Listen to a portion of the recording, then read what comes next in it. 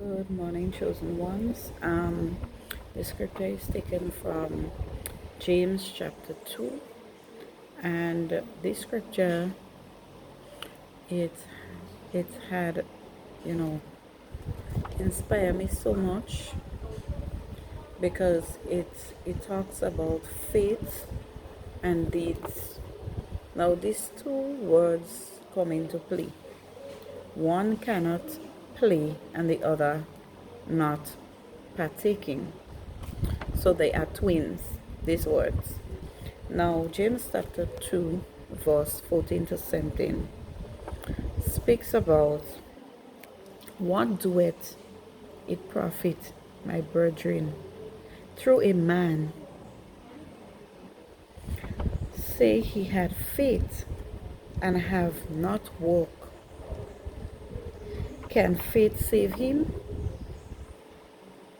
If a brother or a sister be naked and destitute of daily food, and one of you say unto them, depart in peace, be warm and filled, notwithstanding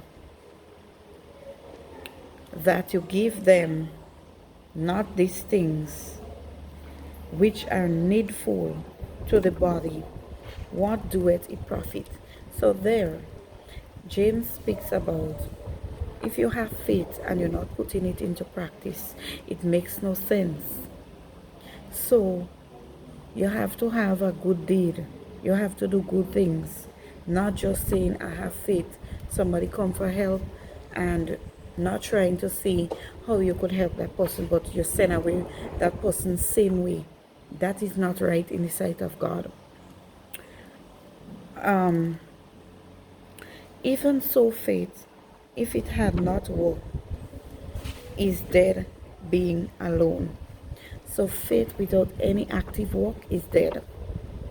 So this is a clue word this morning.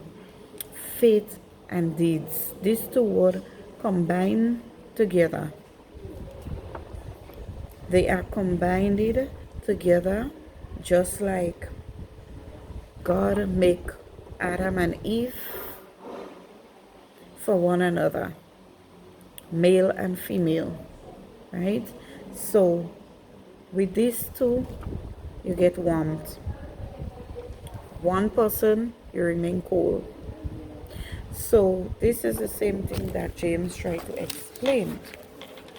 So what this tries to teach us is that you don't just have faith in God, you also have to do the groundwork. If He asks you to do something, you have to do it. At the end of the day, you do good deeds. So that is why these two things, they work together. So in my New Translation Bible, it is saying that while the world says to work for the sake of your own welfare, Jesus says to work out of your desire to please Him. While the world says to work hard to get ahead, Jesus says to work hard to show the world who you are really working for.